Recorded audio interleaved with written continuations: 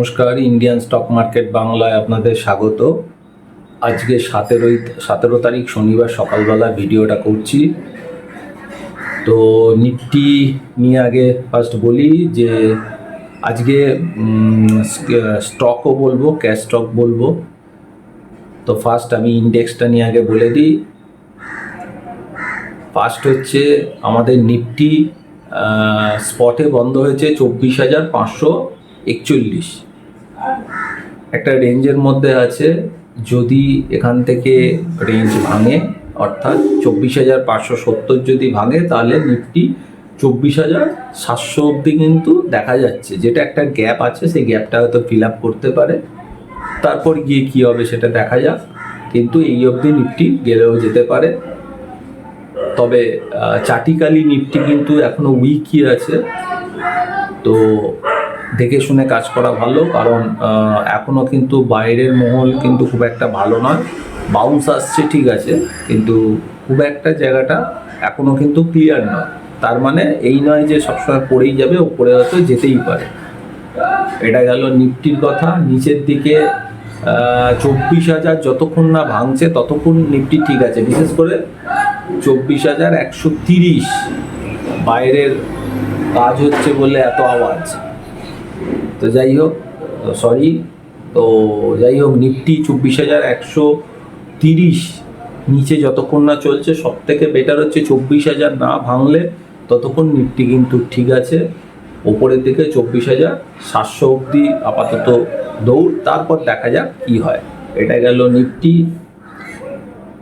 Bank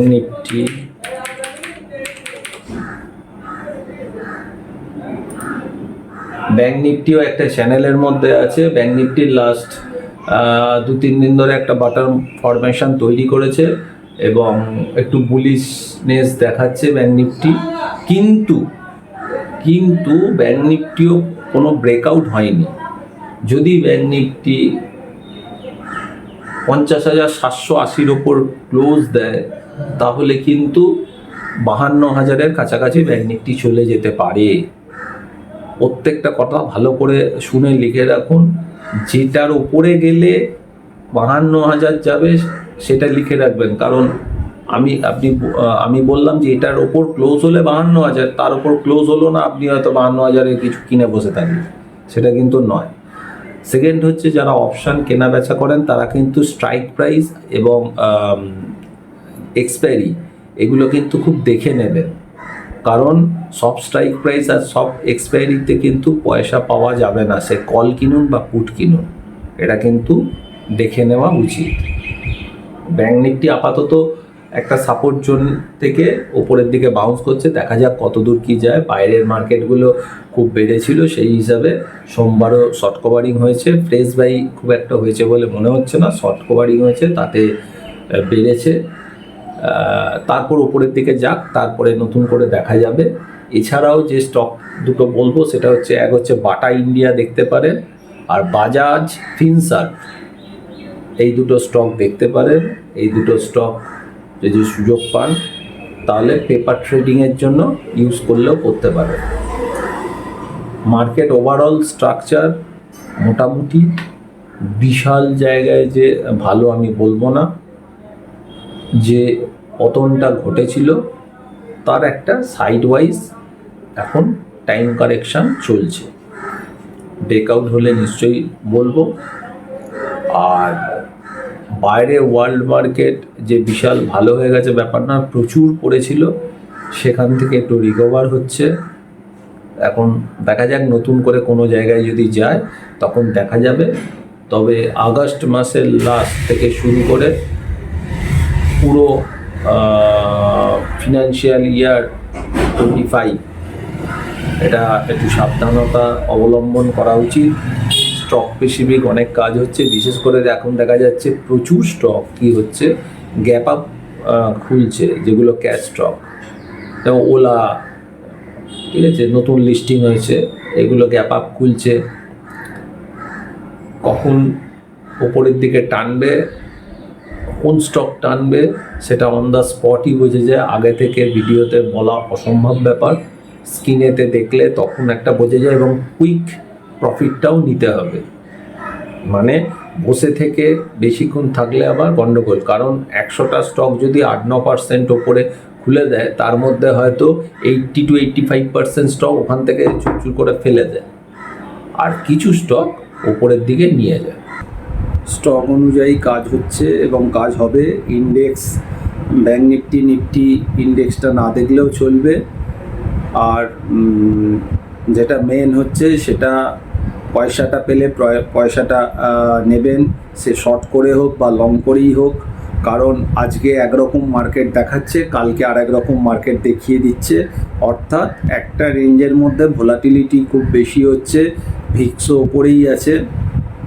তো পয়সাটা বুক করলেই ভালো, আর পয়সা না বুক করলে হয়তো অনেক সময় দেখা যাবে ভালো প্রফিটটাও কিন্তু না নিয়ে লসের মধ্যে ঢুকে যাওয়া মানে যেতে পারেন। তো সেই হিসাবে দেখে কাজ করুন। মার্কেটটা কিন্তু এখনও আগস্ট মাসের লাস্ট পার্ট বাকি আছে। বাইরে যে ইসরায়েলের সাথে ইরানের যে একটা যুদ্ধের ব্যাপার, সেই ব্যাপারটাও কিন্তু এখনও বন্ধ হয়নি। ভেতরে কিন্তু অনেক কিছু চলছে, হয়তো বাস্ট হয়নি, কিন্তু ভেতরে চলছে। এটা কিন্তু মনে রাখতে হবে আমাদেরকে, কারণ যদি রাতারাতি কোনো দুর্ঘটনা ঘটে যায় তাহলে কিন্তু সকালবেলা খুব বড় ধরনের ফল আসতে পারে, এবং গ্যাপ ডাউন ফল হলে তখন কারুর কিছু করার থাকে না, এবং তখন ওয়ার্ল্ড ব্যাপী অনেক কিছু ঘটে যাবে। তাৎক্ষণিক হয়তো কল বা পুটের অনেক কিছু পরিবর্তন ঘটতে পারে। তো সেই কথাটা মাথায় রেখে কাজগুলো করা উচিত। যে লেভেলগুলো বললাম ব্রেকআউট লেভেল, সেগুলো গেলে স্টপ লস মেনটেন করে কাজ করবেন।